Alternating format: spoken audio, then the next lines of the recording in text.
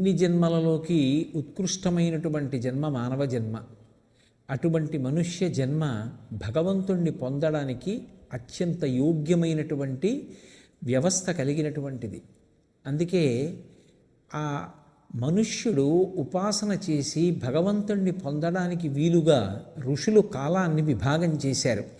అలా విభాగం చేయబడినటువంటి కాలంలో రోజు, పక్షము, వారము, సంవత్సరము, ఆయనము, పగలు, రాత్రి, గంట, అరగంట, నిమిషము, యామము, ఇలా ఎన్నో విభాగాలు వచ్చాయి. ఇన్ని విభాగాలలో సంవత్సరము ఒక ప్రధానమైనటువంటి ప్రమాణం. అటువంటి సంవత్సరం 365 రోజులతోటి 12 మాసములతోటి కూడి ఉంటుంది. మనకి చైత్రమాసంలో శుక్లపక్షంలో వచ్చేటటువంటి మొట్టమొదటి తిథి అయినటువంటి పాడ్యమి నాడు కొత్త సంవత్సరం ప్రారంభం అవుతూ ఉంటుంది. మనం చాంద్రమానాన్ని అనుసరిస్తాం. 60 సంవత్సరములు. ఈ 60 సంవత్సరములే మళ్ళీ వృత్తంగా తిరుగుతూ ఉంటాయి.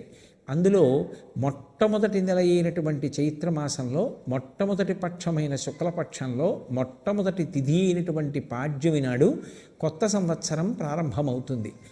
ఋషులే కొత్త సంవత్సరం ప్రారంభమైనప్పుడు దాన్ని అనుష్ఠించి తత్సంబంధమైనటువంటి ప్రయోజనాల్ని పొందడానికి కావలసినటువంటి రీతిని నిర్ణయం చేశారు.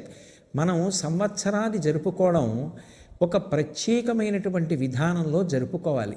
సంవత్సరాది నాడు విధింపబడినటువంటి ప్రధానమైనటువంటి కర్తవ్యం ప్రాతకాలంలో స్నానం చెయ్యడం. సూర్యోదయాత్ పూర్వమే నిద్రలేచి ప్రథమయామంలోనే స్నానం పూర్తి చెయ్యాలి. ఒక యామమునకు 3 గంటలు, ఒక రోజులో 8 యామములు ఉంటాయి. 8 మూళ్ళు 24 గంటలు. ఈ 24 గంటల కాలంలో ప్రథమయామం ఏది ఉంటుందో దాన్ని బ్రాహ్మీ ముహూర్తము అంటారు. ఆ బ్రాహ్మీ ముహూర్తంలోనే స్నానం చెయ్యాలి. ఆ స్నానం చేసేటప్పుడు కూడా అభ్యంగన స్నానం చెయ్యాలి. అభ్యంగన స్నానము అంటే తల మొదలుగా పాదముల వరకు నీరు పోసుకుని స్నానం చెయ్యడం. తలంటి స్నానము అంటారు కదూ, అటువంటి స్నానం చెయ్యాలి.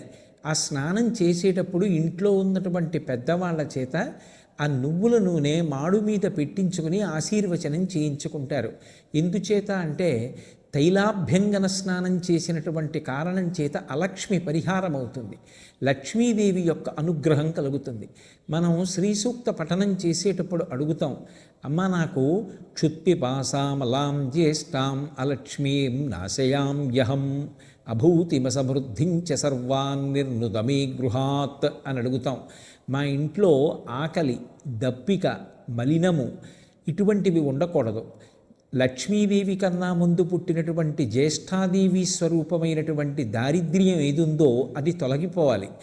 నేను పుత్రులతోటి, మిత్రులతోటి, సంపత్తితోటి, వాహనాలతోటి భోజనం చెయ్యాలని సంకల్పం చేసినప్పుడు కావలసినటువంటి పదార్థాలతోటి, దాన్ని జీర్ణం చేసుకోగలిగినటువంటి ఆరోగ్య వ్యవస్థతోటి నేను సంతోషంగా ఉండాలి.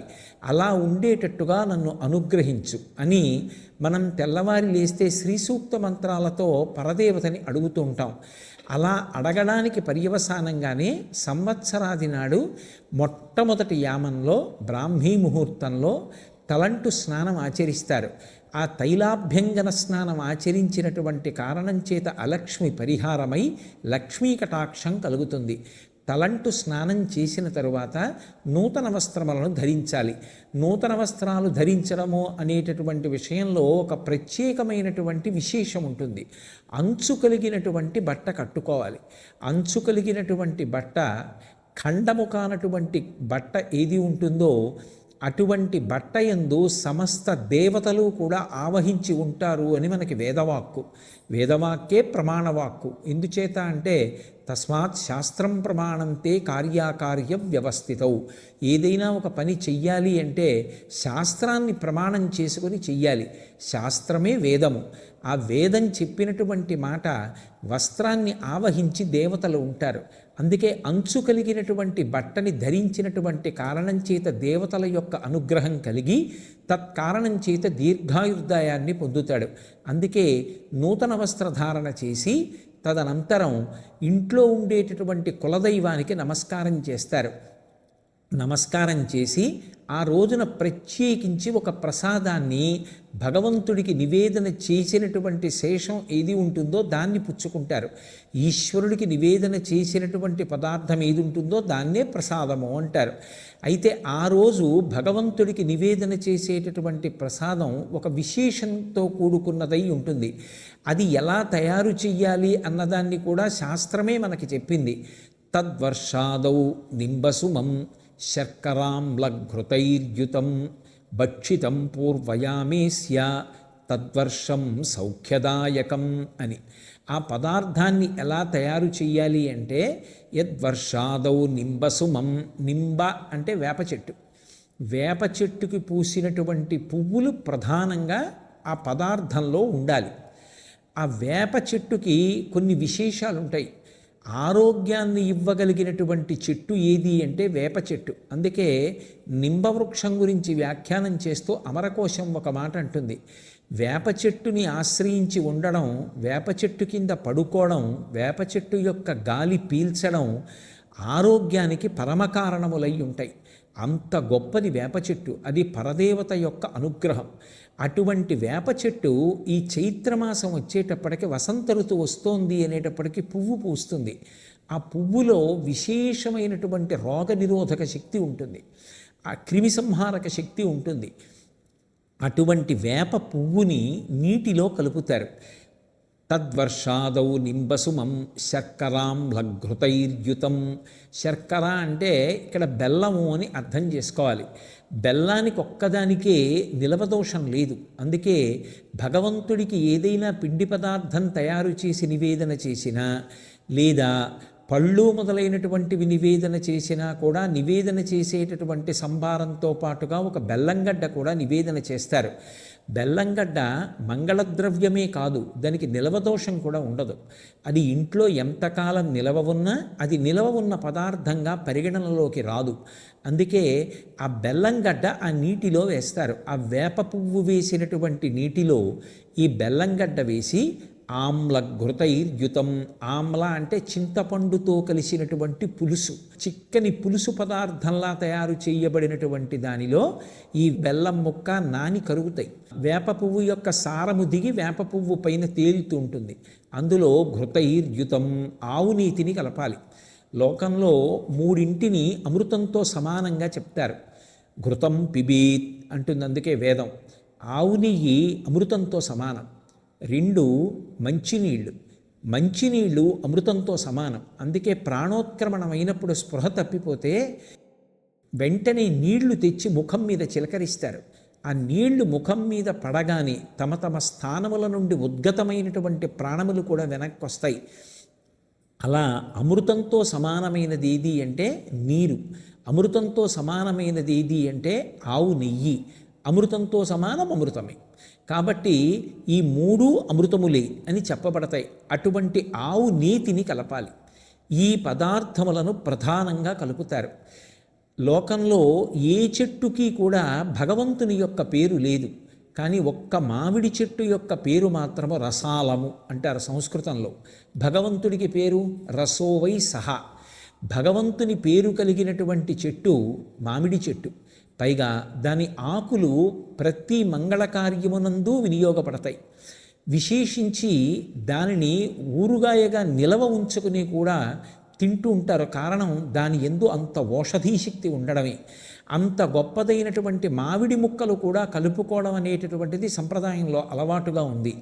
ఈ పదార్థాన్ని భగవంతుడికి నివేదన చేసి ఎప్పుడు తినాలి ఈ పదార్థము అంటే మొట్టమొదటి యామంలో తినాలి. అంటే తెల్లవారుజాము కాలంలోనే ఇది ఈశ్వరుడికి నివేదన చేసి ప్రసాదంగా పుచ్చుకోవాలి. అంటే ఈశ్వరుడికి దీన్ని నివేదన చెయ్యాలి అంటే దానికి పూర్వాంగంలోనే స్నానాది కార్యక్రమములు పూర్తయిపోవాలి.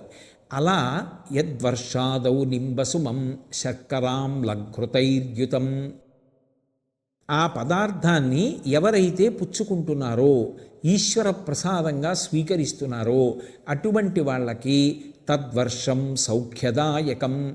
ఆ ప్రసాదమే ఈశ్వరుడి యొక్క అనుగ్రహం కనుక ఆ ప్రసాదము ఆ సంవత్సర కాలమంతా కూడా ఆ వ్యక్తి ప్రశాంతమైనటువంటి స్థితిలో జీవించడానికి కావలసినటువంటి వ్యవస్థని మనకి ఆ రోజున భూషణములను ధరిస్తారు. కొత్తగా చేయించుకున్నటువంటి భూషణములను ధరించి రాజదర్శనం చెయ్యాలి అని శాస్త్రవాక్కు. అందుకే ఇప్పటికీ మీరు పంచాంగాన్ని పరిశీలనం చేస్తే ఉగాది లేదా యుగాది, ఒకప్పుడు సృష్టి ప్రారంభం ఆ రోజున జరిగిందిట, అందుకని యుగాది నూతన సంవత్సరారంభం. అందుకే ఆ రోజున అభ్యంగన స్నానం ఆచరించి నూతన వస్త్రధారణ చేసి రాజదర్శనము అని పంచాంగంలో రాసి ఉంటుంది. రాజదర్శనము అంటే ఈ భూమిని పరిపాలించేటటువంటి ప్రభువు ఎవరుంటారో ఆయన నా విష్ణు పృథివీపతి, విష్ణువాంశ లేనటువంటి వాడు పృథివీపతి కాలేడు. ఇప్పుడు మనం రాజదర్శనం చెయ్యాలి అంటే తేలిక మార్గం, రాజులకు రాజు పరమేశ్వరుడు, రాజశేఖరుడైన. అందుకే రాజన్మత్తమరాళమందగమనాం రాజీవపత్రేక్షణాం రాజీవ ప్రభవాది దేవ మకుటై రాజత్పదాంబోరుహాం రాజీవాయతపత్రమండితకుచాం రాజాధిరాజేశ్వరీం శ్రీశైలస్థలవాసినీం భగవతీం శ్రీమాతరం భావయే అంటారు. ఆ జగదంబ కన్నా పరమేశ్వరుడి కన్నా రాజాధిరాజులు ఎవరుంటారు? అందుకే చక్కగా ఆ రోజున శివాలయానికి వెళ్ళి మనం పార్వతీ పరమేశ్వరుల యొక్క దర్శనం చెయ్యాలి. ఎందుచేత అంటే జగత పితరవ్ వందే పార్వతీ పరమేశ్వరవు, ఈ జగత్తుకంతటికీ కూడా తల్లిదండ్రులు వాళ్ళు. లేదు లక్ష్మీనారాయణ దర్శనం చెయ్యవచ్చు. చక్కగా విష్ణువాలయానికి వెళ్ళి ఆ స్వామి దర్శనం, జగన్మాతయే లోకమాత అయినటువంటి లక్ష్మీదేవి దర్శనం కూడా అదే స్థాయిలో ఫలితాన్ని ఇస్తాయి. శివకేశవుల మధ్య అభేదం పాటించడం అనేటటువంటిది జీవితంలో ప్రధానంగా అలవాటు కావాలి. ఆ రోజున తప్పకుండా చెయ్యవలసినటువంటి పనులలో ఒకటి గోపూజ చేసి వృషభ పూజ చెయ్యాలి. ఎందుచేత అంటే ఎద్దు యొక్క డెక్కల నుండి స్రవించినటువంటి అమృత బిందువుల వలన పంట బాగా వృద్ధిలోకి వచ్చి చక్షు సంబంధమైన వ్యాధులు రాకుండా ప్రజల్ని కాపాడుతుంది. అంత గొప్పగా ముఖభాగము చేత అనుగ్రహించగలిగినది వృషభము, పృష్ఠభాగము చేత అనుగ్రహించగలిగినది గోవు. సమస్త దేవతలు గోవు యొక్క శరీరమును ఆవహించి ఉంటారు. అందుకే ఆ రోజు తప్పకుండా గోవు యొక్క దర్శనం చేసి గోవుకి ప్రదక్షిణం చేసి నమస్కరించి కాస్త గోగ్రాసం పెట్టి వృషభ పూజ చేసి వస్తే విశేషమైనటువంటి ఫలితం కలుగుతుంది. అలాగే ఆ రోజున తప్పకుండా పంచాంగానికి పూజ చేస్తారు. పంచాంగము అంటే 5 అంగములు కలిగినది అని అర్థం. తిథి, వారము, నక్షత్రము, కరణము, యోగము అంటారు. ఈ పంచాంగంలో ఒక సంవత్సర కాలాన్ని ప్రమాణం చేసుకుని ఆ కాలమునందు గ్రహములు ఎలా కదులుతున్నాయో, ఆ గ్రహములు ఏ ఏ ఫలితాల్ని ఇవ్వబోతున్నాయో దాని చేత ఆయా నక్షత్ర పాదముల యందు జన్మించినటువంటి జాతకులు పొందబోయేటటువంటి శుభాశుభ ఫలితములు ఎలా ఉంటాయో, ఆదాయ కందాయ వివరాలు ఎలా ఉంటాయో, రాజపూజ్యము అవమానము ఎలా ఉంటాయో ఇవన్నీ తెలియచెప్పబడతాయి. ఎందుకు ఇవన్నీ చదువుకోవడం అంటే గ్రహములకు స్వాతంత్ర్యం లేదు, అవి ఈశ్వరుడికి వశవర్తి అయి ఉంటాయి. రాబోయే కాలం ఇలా ఉంటుంది అని తెలిసిందనుకోండి, బెంగ పెట్టుకోవలసిన అవసరం ఉండదు. భగవంతుణ్ణి చక్కగా భక్తితో ఆరాధన చేస్తే భక్తికి ప్రసన్నుడైనటువంటి పరమాత్మ గ్రహములను ఆదేశిస్తాడు. వీడు భక్తితో జీవిస్తున్నాడు కనుక వీడికి తీవ్రమైనటువంటి ఫలితములను ఇవ్వకు, వాడు తట్టుకోగలిగినంత కష్టాన్ని మాత్రమే ఇచ్చి అనుగ్రహించమని శాసించి వాడు గత జన్మలలో చేసుకున్నటువంటి కర్మల వలన పొందవలసినటువంటి పరమభయంకరమైనటువంటి దుఃఖాన్ని కూడా భరించగలిగినంత దుఃఖంగా మార్చి ఆ ఫలితాన్ని అక్కడతో పరిమార్చేటట్టుగా అనుగ్రహించగలిగినటువంటి దివ్యశక్తి సంపన్నుడు ఈశ్వరుడు ఒక్కడే.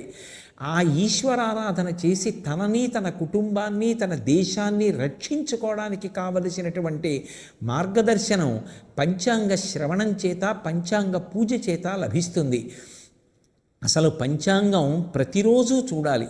తిథి, వారము, నక్షత్రము, కరణము, యోగము అనేటటువంటి ఈ 5టిని ప్రతిరోజు ఎవరు పరిశీలనం చేస్తారో వారికి సంపద, దీర్ఘాయుర్దాయము, పాపనాశనము, అలాగే ఆరోగ్యసిద్ధి, విజయము ఈ 5 సంప్రాప్తిస్తాయి.